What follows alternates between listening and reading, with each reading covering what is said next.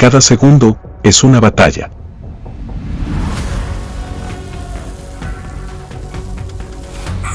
Cada respiración es una apuesta.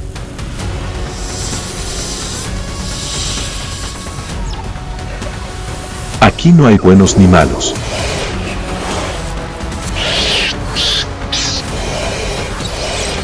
Solo hay cazadores y supervivientes.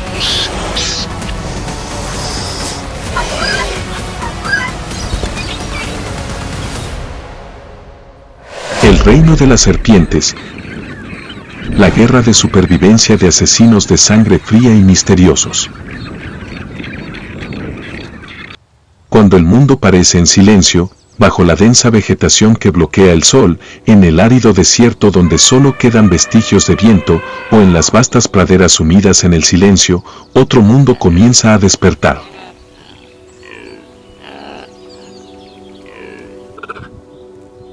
No es un lugar de rugidos imponentes ni figuras gigantescas, sino un reino de criaturas sin patas que se arrastran en absoluto silencio.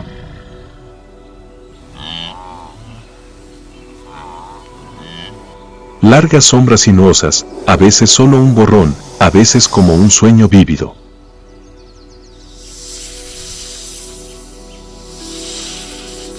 Ese es el mundo de las serpientes.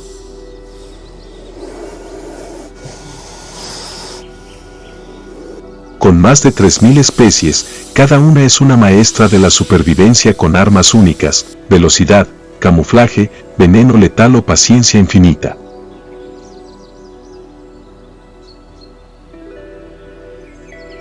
Son a la vez depredadores de sangre fría y símbolos sagrados en muchas culturas que representan desde el renacimiento hasta la muerte súbita.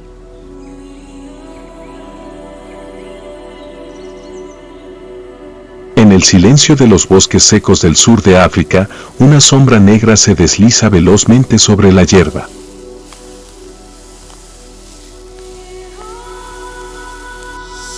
No emite sonido alguno, pero su presencia basta para acallar a las aves que sobrevuelan la zona.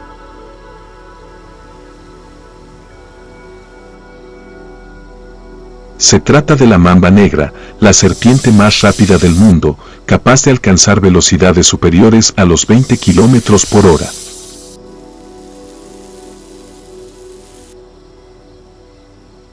Con una longitud corporal de hasta 3 metros y un sistema nervioso muy sensible, su veneno es uno de los más peligrosos. Una cantidad mínima basta para acabar con una vida en menos de una hora.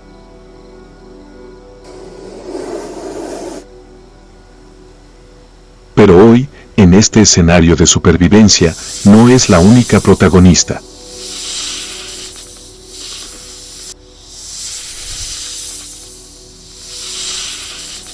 De entre los arbustos surgió una pequeña pero valiente mangosta. Sus ojos eran penetrantes, su cuerpo ágil.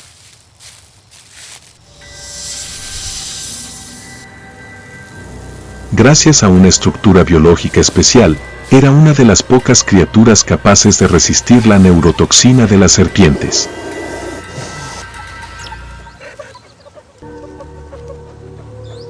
El inevitable enfrentamiento comenzó.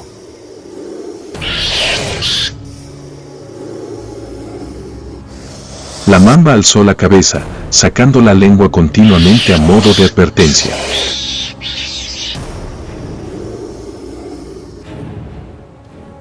La mangosta no retrocedió, gruñó suavemente, preparada para una batalla de ingenio.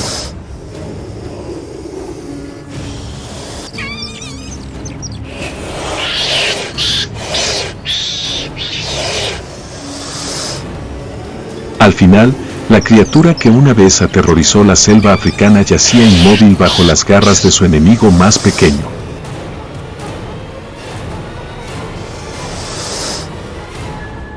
La victoria no siempre la tiene el más fuerte, sino a veces el más resistente y adaptable.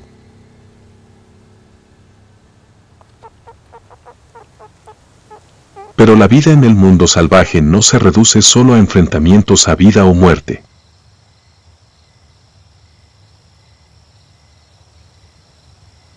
En otro rincón de África, sobre tierra húmeda, se escribe otra historia.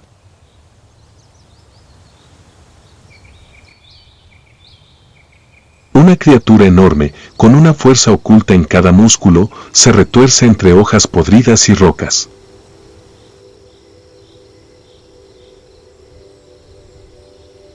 Es una pitón africana de roca.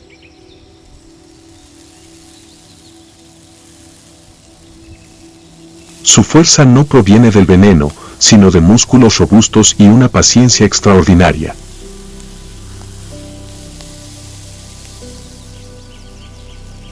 Hoy no caza.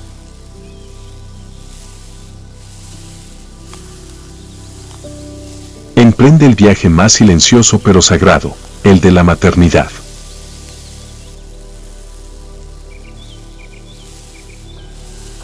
En una cueva apartada, se acurruca, sosteniendo decenas de huevos de color marfil.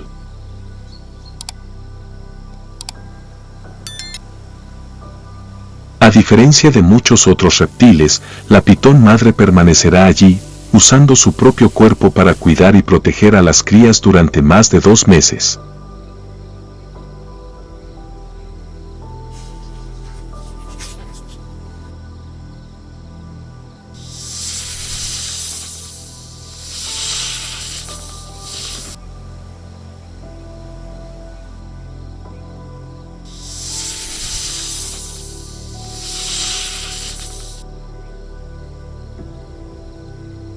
Entonces, un día, los huevos tiemblan levemente.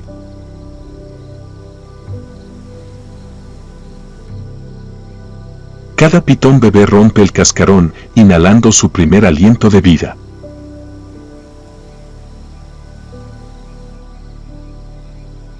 Ahora, deben emprender su salvaje viaje por su cuenta, sin la guía de su madre.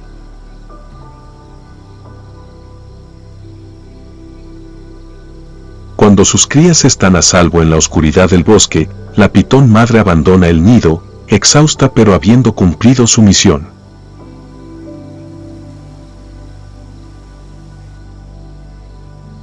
En la inmensidad de la naturaleza, el amor maternal a veces no se expresa con palabras, sino con una protección silenciosa hasta el último momento.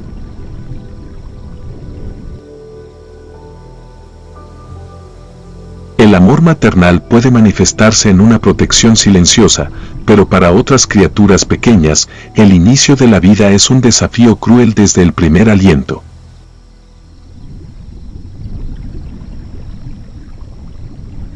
Al despuntar el alba en una pequeña isla del Océano Índico, la tensión se palpaba en el aire.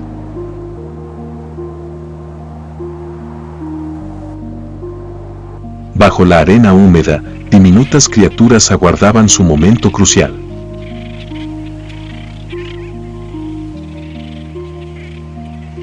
Una cabecita emergió.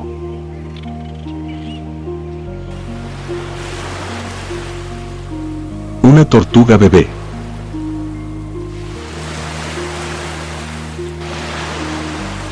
Sus patas aún eran torpes, pero un fuerte impulso, grabado desde su infancia, la impulsaba a ir al mar.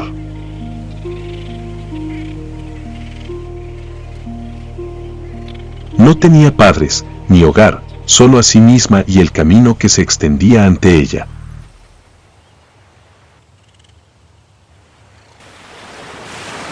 Pero el camino estaba plagado de peligros.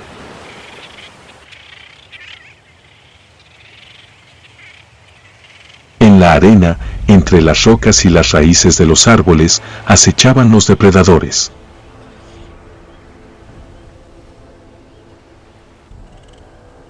Silenciosos, acurrucados, esperaban.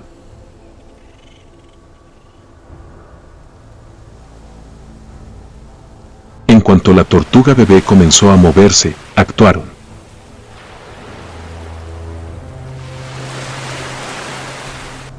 Cada serpiente se deslizaba como una flecha viviente, con su lengua bífida buscando constantemente presas.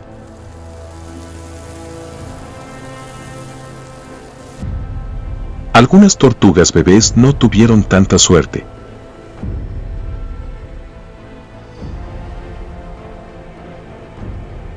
otras, aunque heridas, lograron llegar valientemente al mar.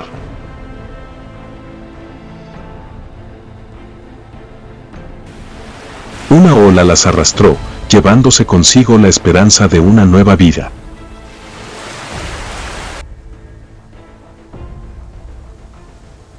Para las crías de tortuga marina, los primeros momentos de vida son una carrera por la supervivencia, donde apenas unas pocas respiraciones frágiles marcan la diferencia entre la vida y la muerte.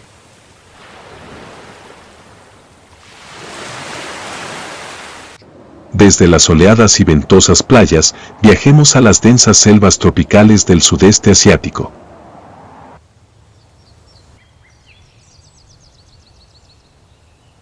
Allí reina un rey, la cobra real, la serpiente venenosa más larga del mundo, que puede alcanzar los 5,5 metros.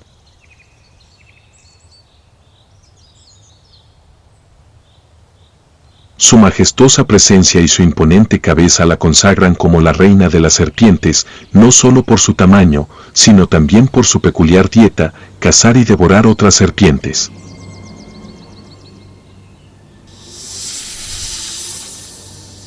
Hoy, la cobra real no busca presas pequeñas.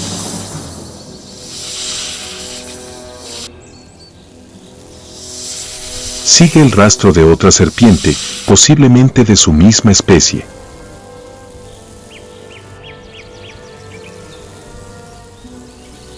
Con su agudo sentido del olfato, localiza fácilmente a su presa.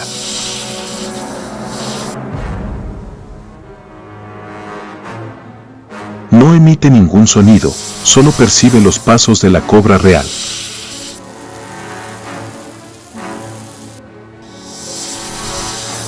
Una vez que ha determinado su objetivo, no se precipita.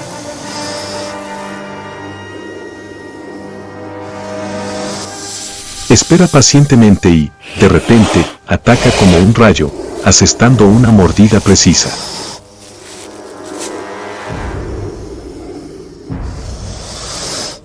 La potente neurotoxina paraliza rápidamente a su víctima.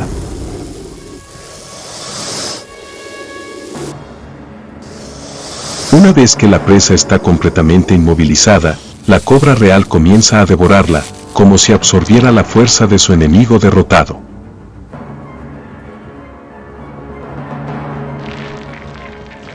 En el mundo de los depredadores de sangre fría, la cobra real se encuentra en la cima de la cadena alimenticia, no por su tamaño, sino por su audacia frente a los de su especie.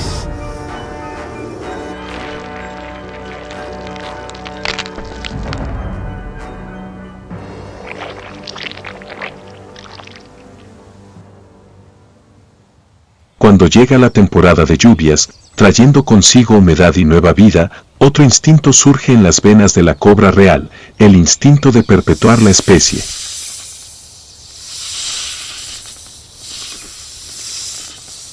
En un arbusto, una cobra hembra espera.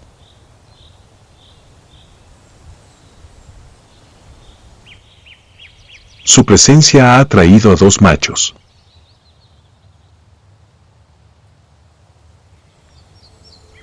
Ahora, ya no son compañeros, sino rivales.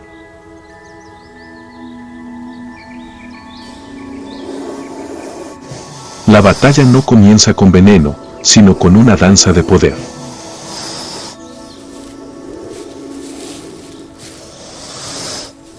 Las dos serpientes alzan la cabeza, entrelazándose en una tensa lucha, tratando de demostrar su fuerza y dominio.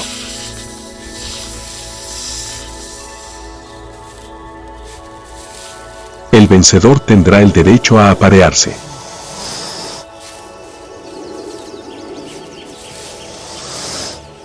Finalmente, uno se agota y debe retirarse en silencio.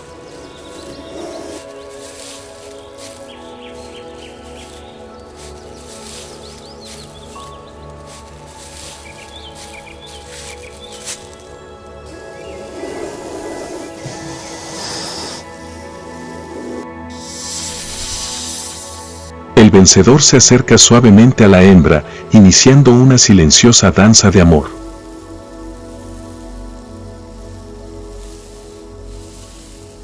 No hay sangre ni rugido, pero esta batalla decide el futuro de toda una generación.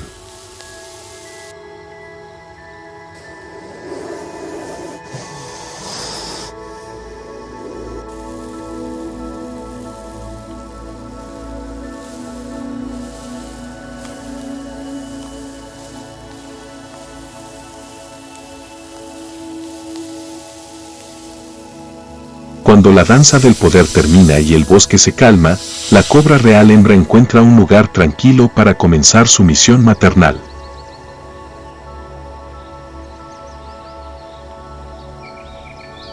Y allí, hace algo muy especial, construye un nido.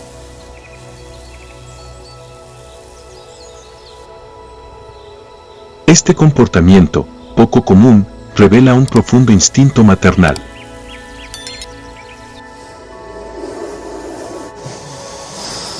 Utiliza su cuerpo para recoger hojas y ramas secas, creando un hogar sólido para sus crías.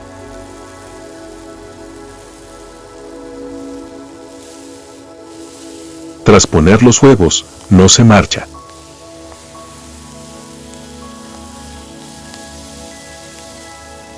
Permanece en el nido, lista para defenderse de cualquier amenaza.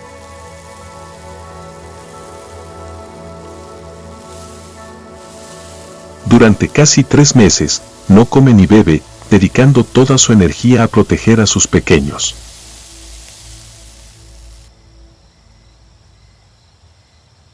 Una madre silenciosa, usando su propio cuerpo como escudo, protagoniza una conmovedora historia de amor maternal en la naturaleza.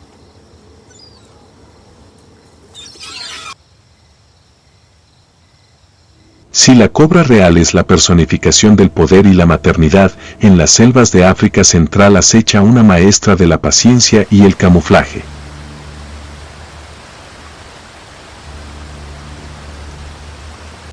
La víbora de Gabón, con su piel tan perfectamente filigranada como hojas, puede permanecer inmóvil durante horas, incluso días.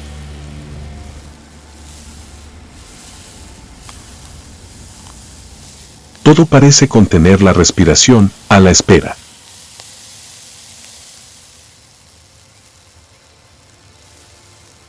Cuando una bandada de faisanes inocentes entra en su campo de visión, ataca con increíble velocidad.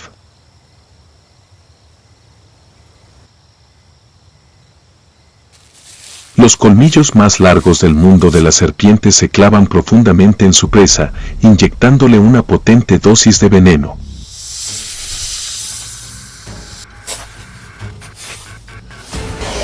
Todo sucede con tanta rapidez y precisión.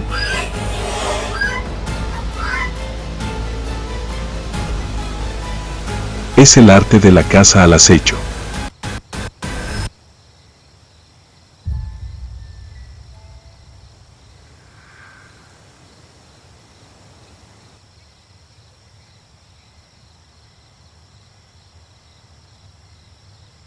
Si la víbora es una maestra de la espera, en otro lugar, un joven depredador demuestra una habilidad diferente.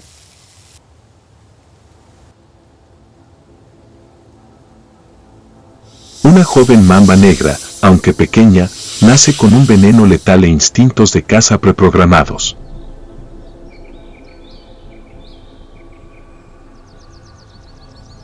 No necesita que nadie se los enseñe.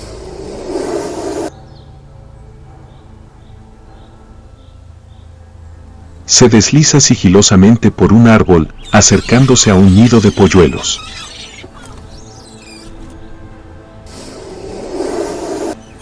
Sin emitir sonido alguno, sin dudar un instante, captura su primera presa.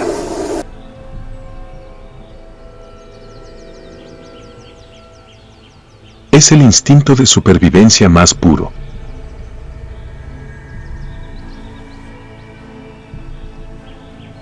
La caza no siempre se trata de veneno y sorpresa.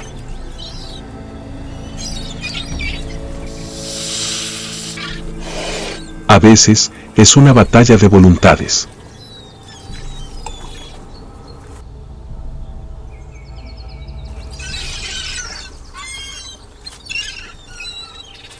En un bosque del sur de África, un tejón melero, una criatura pequeña pero intrépida se enfrenta a una culebra ratonera.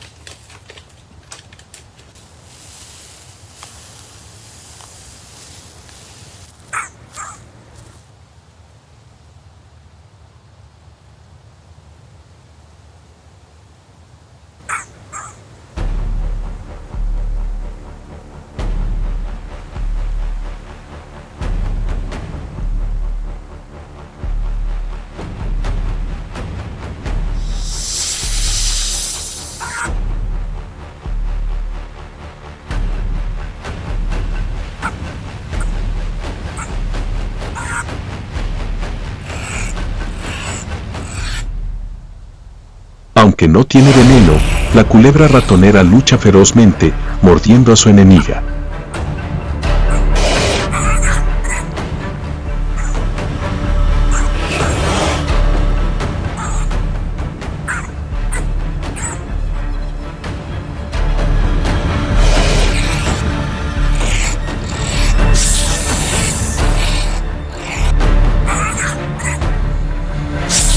Pero la perseverancia del tejón melero es inquebrantable.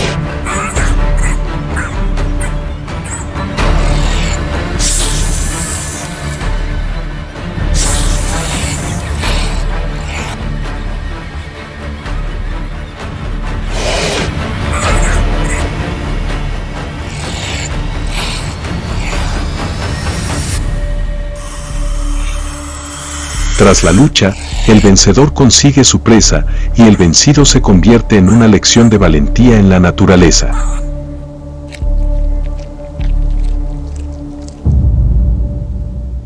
Desde la densa copa de los árboles y las ardientes dunas de arena hasta las frías grietas de las rocas, las serpientes existen como sombras silenciosas y fascinantes.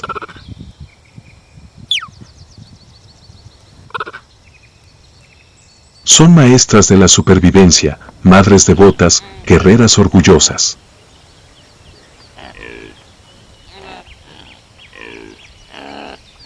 Cada especie tiene su historia, desde la veloz mamba negra y la majestuosa cobra real hasta la gentil pitón de roca.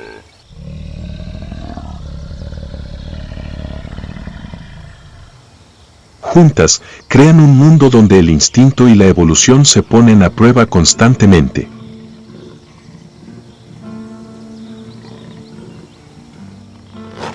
En ese mundo, no hay lugar para la duda, y la supervivencia es la mayor recompensa.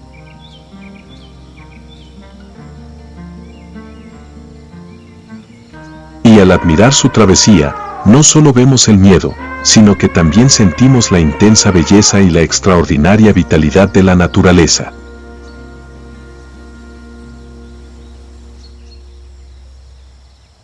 El viaje para descubrir esa resiliencia no termina aquí.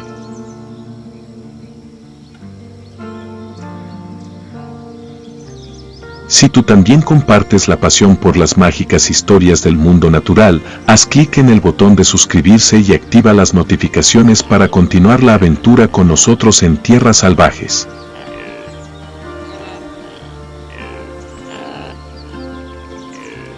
Cuéntanos, ¿qué momento de la serpiente en este video te impresionó más?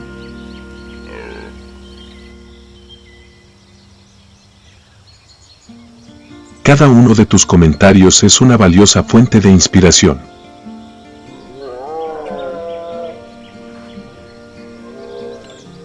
Gracias por acompañarnos.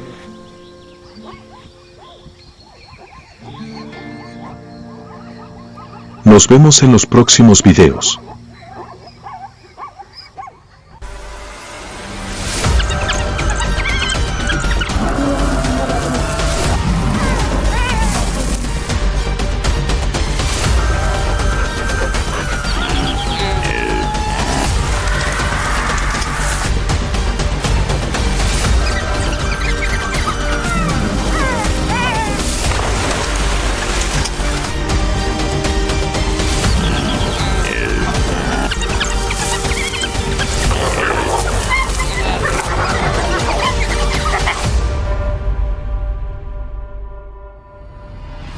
Los depredadores oportunistas de las praderas de Kenia.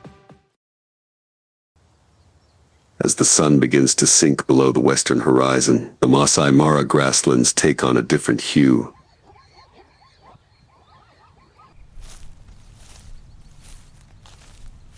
No more harsh light filtering through the dust clouds. No more intense chases between cheetahs and antelopes. It is the time for smaller,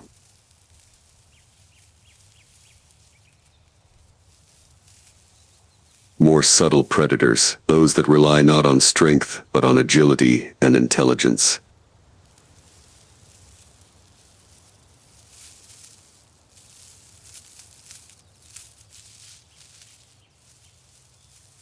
And one such species is the black-backed jackal.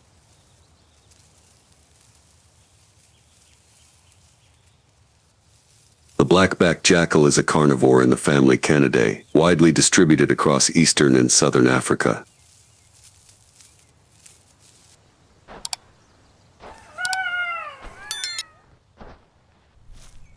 With an average weight of only 8 to 12 kilograms, a body length of about 70 to 85 centimeters, and a tail length of about 25 centimeters, they are much smaller than other prominent predators, such as lions, hyenas, and cheetahs.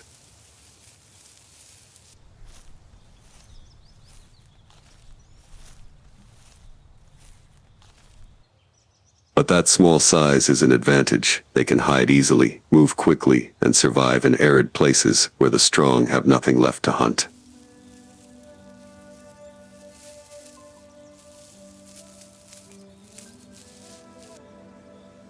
The biggest feature in the morphology of this species is the black strip of hair running along the back, standing out against the pale yellow background of the whole body.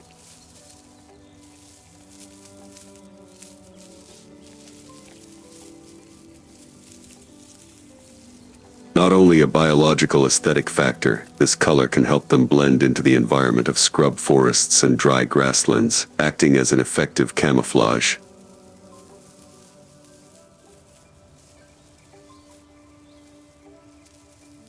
The black-backed jackal's sensory system is extremely developed.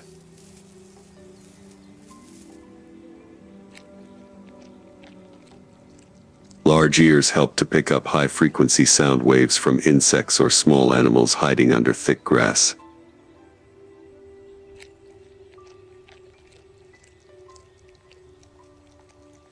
Their eyes are able to adapt to low light, optimal for their active lifestyle at dusk and dawn.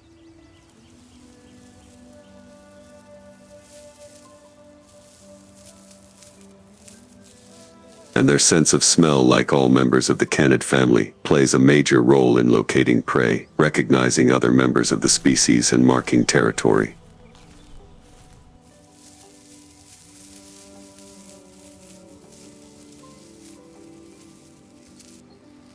One of the outstanding social characteristics of the black-backed jackal is its lifelong pair life model.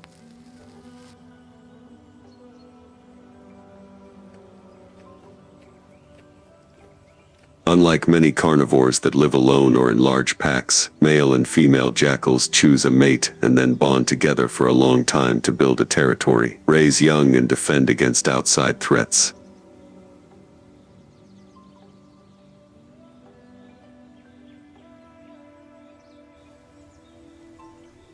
A pair of jackals' territory can be anywhere from 2 to 6 square kilometers, marked with urine and feces, and heavily defended through vocalizations and threatening behavior.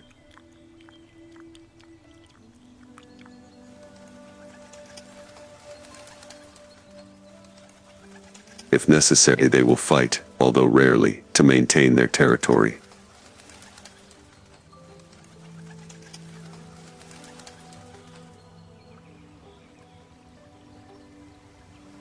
When the breeding season arrives, usually at the end of the dry season, the female will dig a burrow or take advantage of abandoned rock cavities as a place to give birth.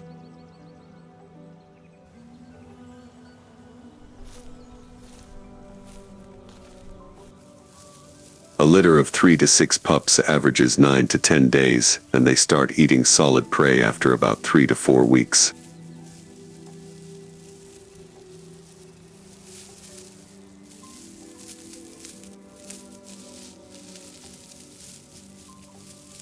During this period, both parents take turns hunting, retrieving prey, and even hiding food reserves near the burrow in case of emergency. Interestingly,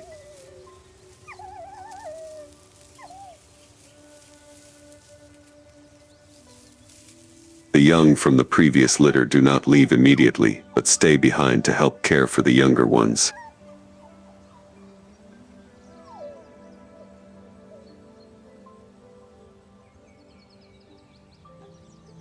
This behavior is called cooperative breeding, a rare form of family cooperation in the canid family, indicating a high level of socialization in this species.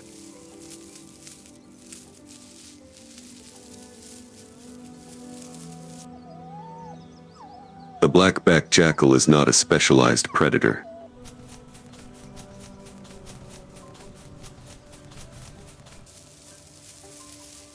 It is an opportunistic omnivore, using its flexibility and environment to determine its menu.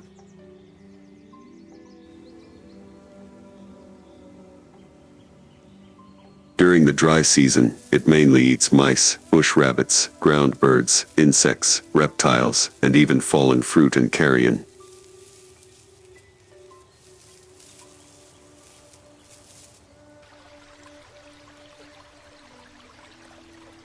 When given the opportunity, it does not hesitate to attack young birds or small antelopes that have strayed from the herd. Its intelligence is evident in its ability to hunt in pairs.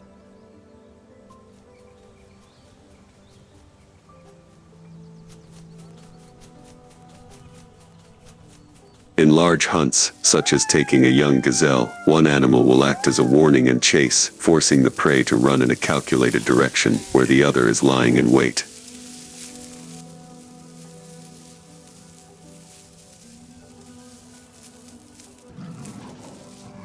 This is a basic form of cooperative hunting, but it is very carefully calculated, a rare skill in small animals.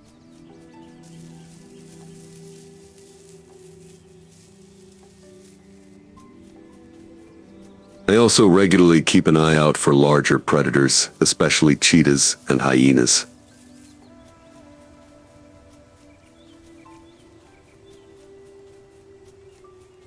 When these animals leave the scene, or leave part of their prey behind, jackals will quickly approach, taking advantage of the opportunity to collect the remaining food.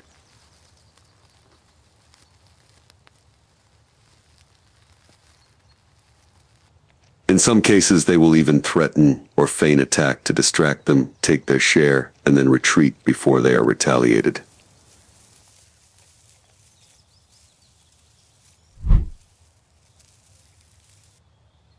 Late afternoon covers the Masai Mara grasslands like a heavy silken scarf.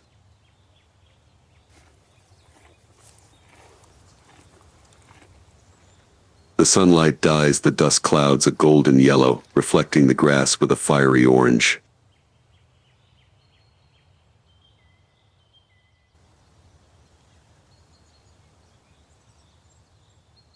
In the distance, the insects of the rainy season begin to chirp among the lush green acacia bushes, a silent symphony, signaling the approach of darkness.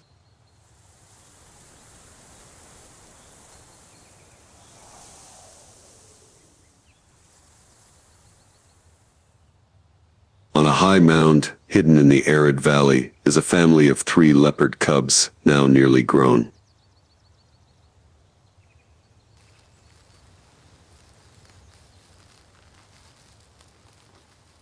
They lie crouched under the reeds, surrounding their prize after a quick chase.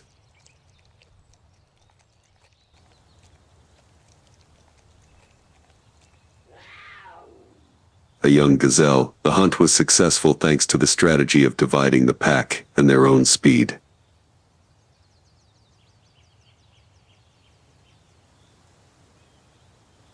Their mother, the female leopard Seba, stood guard at the edge of the clearing.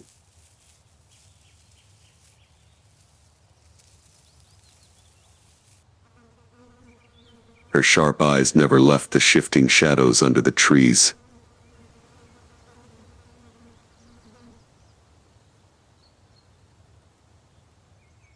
Although she had won, she knew this prize might not last forever.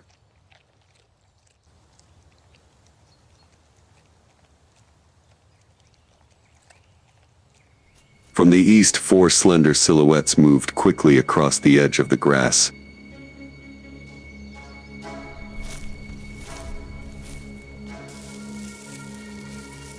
It was a group of black-backed jackals, 2 adults and 2 cubs, learning to hunt for themselves.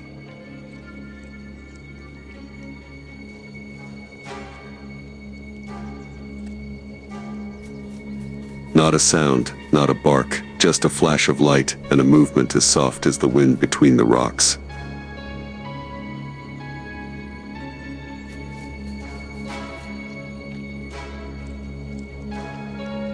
They had picked up the scent of blood and the faint tearing of flesh, signs of an unfinished meal.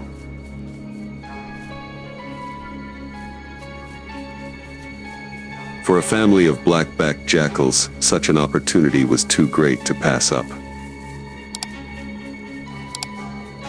But neither was it an indiscriminate attack. The 2 adults split up. One followed the thorn bushes to observe.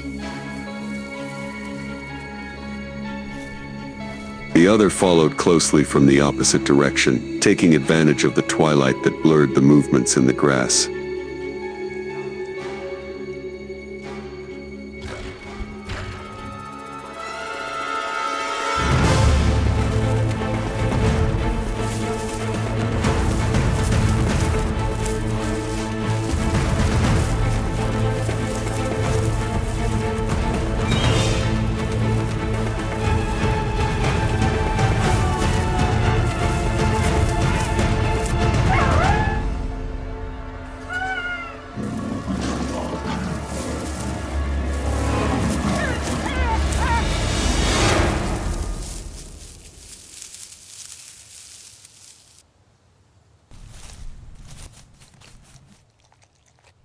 They need timing to take. In a flash, the jackals have taken most of the remaining meat, dragging it into the bush, leaving the cubs standing silently watching, their golden eyes gleaming in the twilight, a mixture of curiosity and youthful anger.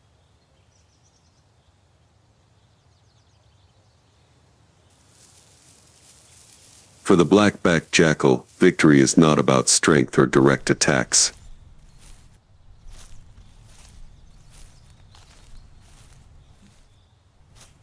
Their victories come from patience, coordination, understanding their opponents, and exploiting every loophole in nature's biological rhythms.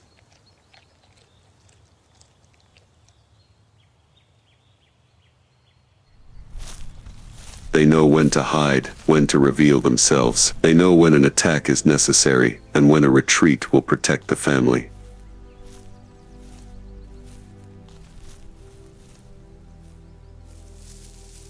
In a life on the savannah, where speed, strength, and presence are often celebrated, the black-backed jackal lives the opposite way.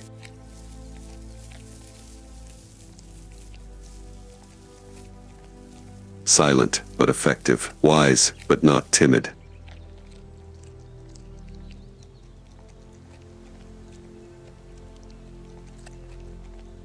As the sun finally sets behind the hills, the savannah is a silent purple.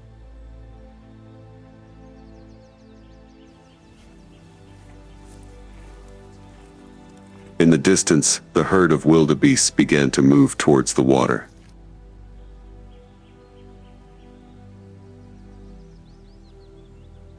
The cubs licked the blood from their muzzles, looking up at their mother, learning another lesson that was not in their instincts, about the limits of strength. In the grass,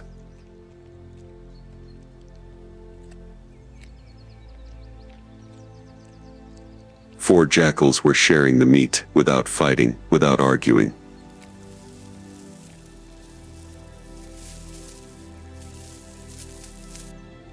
It was a reward not only for courage, but also for patience and strategy.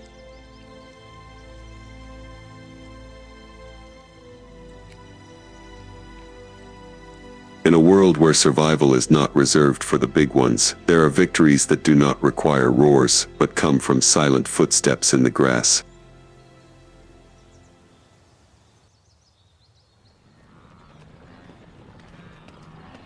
So the Masai Mara grasslands, a vast and legendary land of Kenya, where natural spectacles are majestic and dramatic.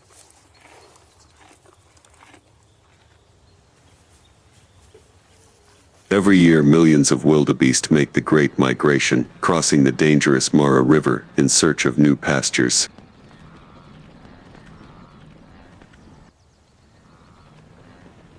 This journey is not only a survival challenge for the wildebeest, but also opens up a sumptuous feast for predators and scavengers.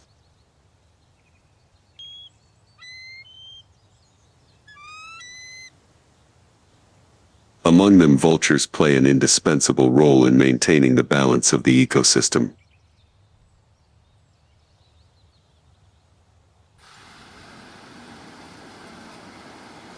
As herds of wildebeest rush across the Mara River, many unlucky animals die, their bodies floating on the water or washing up on the shore.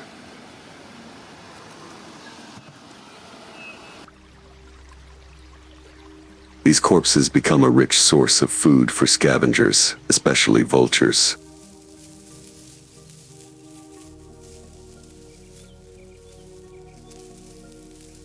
With their sharp eyesight, vultures can detect carcasses from a distance and quickly fly in to take advantage of this food source.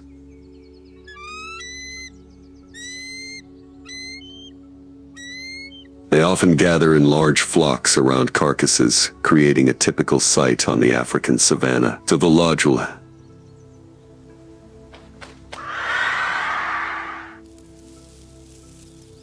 biological characteristics of vultures allow them to adapt perfectly to the role of natural cleaners.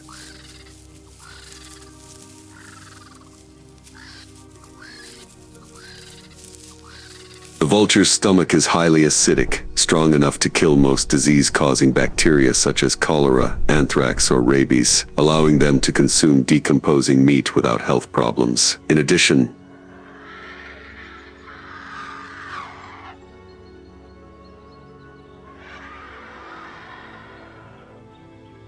the vulture's naked head and neck help prevent bacteria and food particles from sticking to its feathers, keeping its body clean after eating.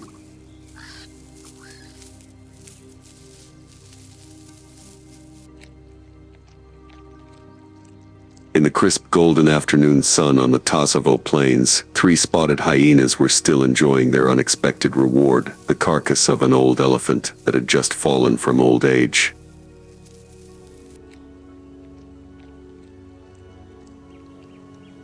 A gentle wind blew through the sparse bushes, blowing red sand into the air, while on the ground, the crunching sound of teeth and bones filled the air like a silent song of survival.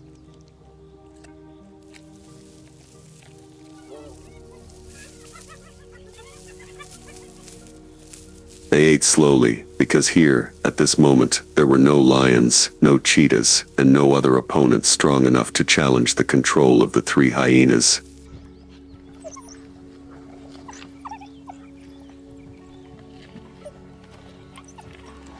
The oldest female, her fur mottled with scars from previous battles, was sinking her teeth into the elephant's thigh, while the 2 younger ones shared the soft belly and front shoulders.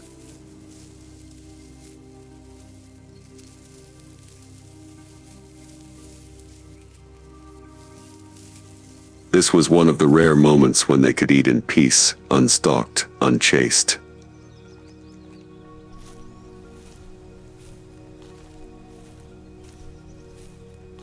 But then, the sky began to change. In the distance, dark shadows circled.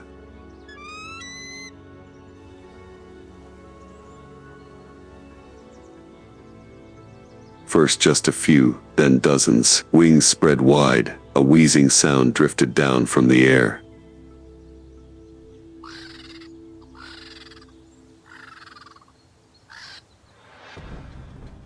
The vultures had spotted the feast, and they weren't there to watch.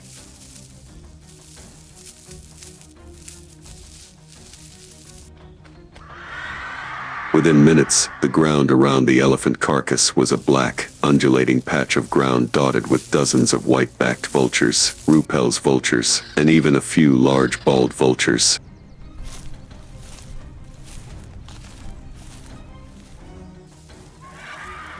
They didn't dive in immediately, but instead formed an arc, keeping their distance, but their eyes followed the hyena's every move, not fearfully but patiently and calculatingly.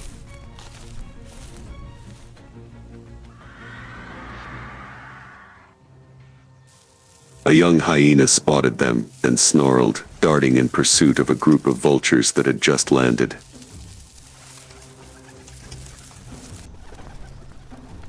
Wings flapped, sidestepped, but a few seconds later they landed closer.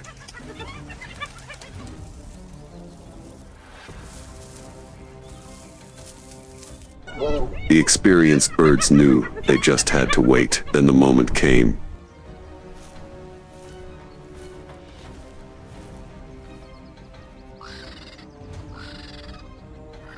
As one of the three hyenas left his meal to rest in the bushes nearby, an old vulture swooped down on the elephant's torn belly.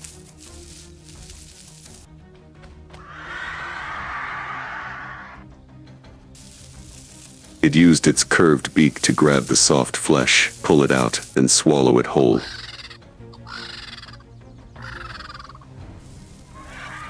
Another quickly followed, then 3, 4, 5.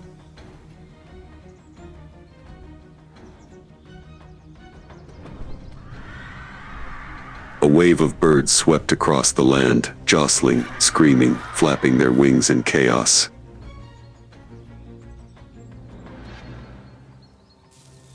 The remaining two hyenas reacted immediately, roaring and charging, trying to drive the vultures away, but there were too many.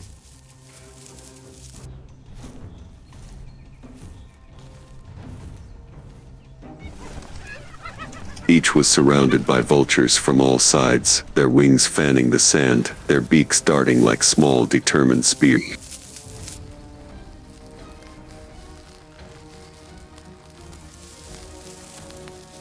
One hyena was pecked in the leg, startled and retreating.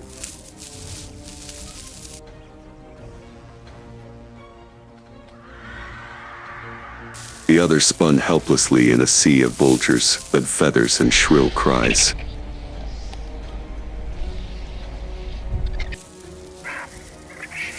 Minutes later, the order was reversed.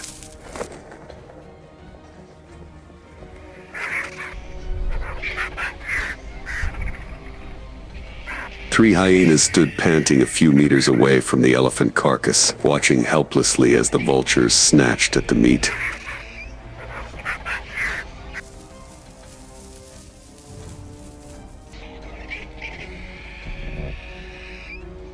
The air was filled with dust and flying feathers, as if a small storm had just passed.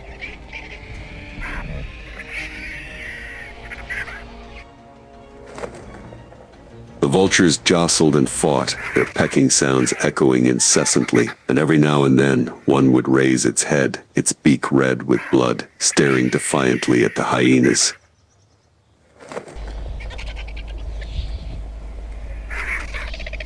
Today they did not win. The last three hyenas retreated into the afternoon shadows, quietly observing. The battle was bloodless, but full of loss. It was an old lesson in the Kenyan grasslands, where no one can keep their food forever.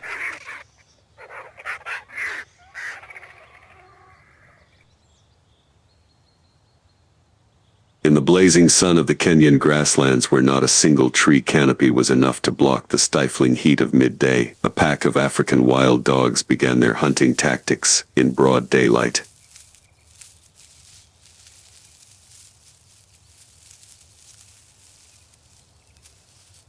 While most other predators, such as lions and cheetahs, choose the dawn or dusk to attack, the wild dogs are a rare exception. They choose the bright light of day as their ally.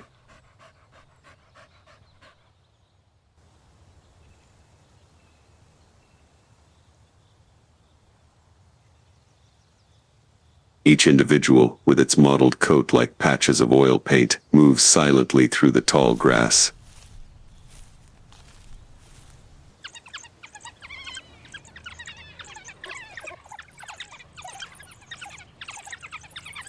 Despite the high temperatures, the wild dogs seem unaffected.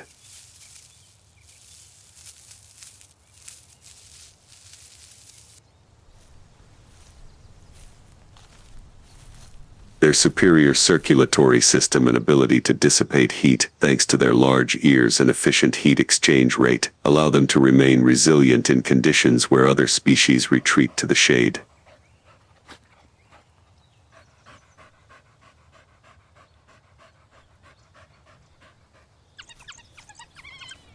Today, the pack of 12 wild dogs, led by a dominant male and female pair, moves ahead at a short distance, surveying the terrain and the distant herd of prey.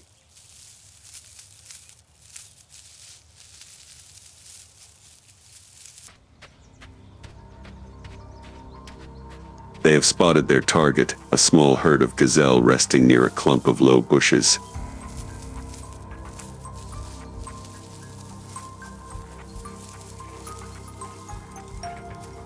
The individuals in the pack quickly deploy their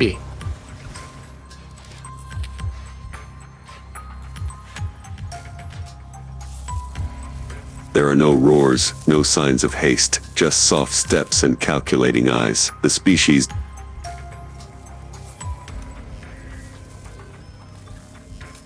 daytime hunting strategy depends on 3 factors: speed, coordination, and endurance.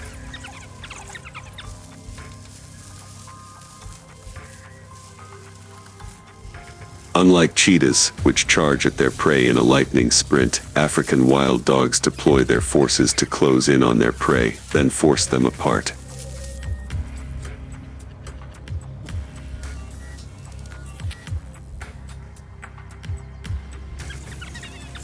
They do not need absolute surprise, but rather endurance and organization.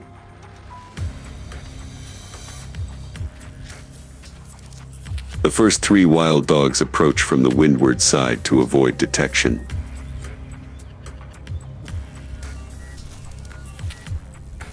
Two others move from the flanks, forming a horseshoe shape. When the distance is less than 50 meters, the leader suddenly lets out a short cry, the starting signal.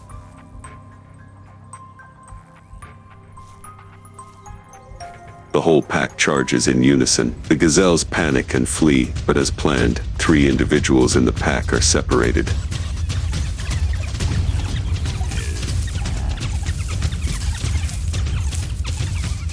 The persistent wild dogs give chase, not by sheer speed, but by their ability to run long distances, a chase that lasts for kilometers.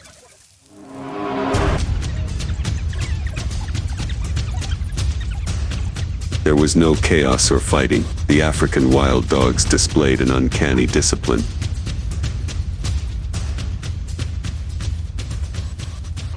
The alpha pair fed first, then the older or injured ones, and finally the younger ones.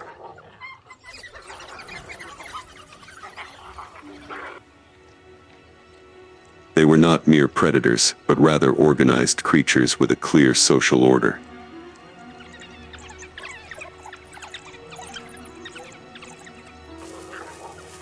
However, the day was not without its dangers.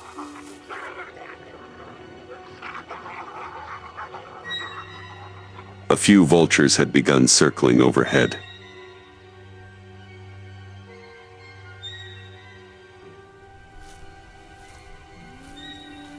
In the distance, a group of hyenas were moving towards them, drawn by the scent of fresh blood in the hot air.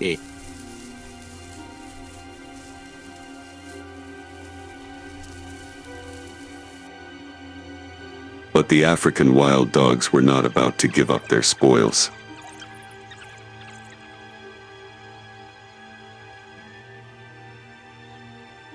If the pack was large enough, they could hold their own against the hyenas, especially when the hunt was successful and every bit of meat was used.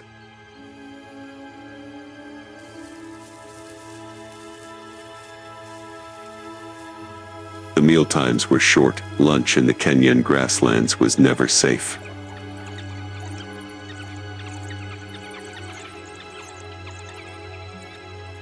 But in the bright sunlight, under the vast blue sky, the sight of a pack of African wild dogs enjoying the fruits of their labor in the daytime reveals a rare truth. There are species that choose not the dark to operate, but the light, and it is this difference that makes them survive.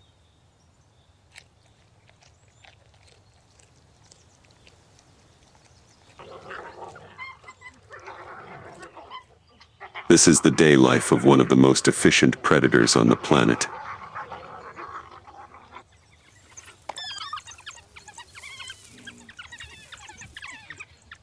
And even when the Kenyan savannah is at its hottest, these tactically perfect warriors continue their story of survival, not through brutality, but through solidarity and strategy.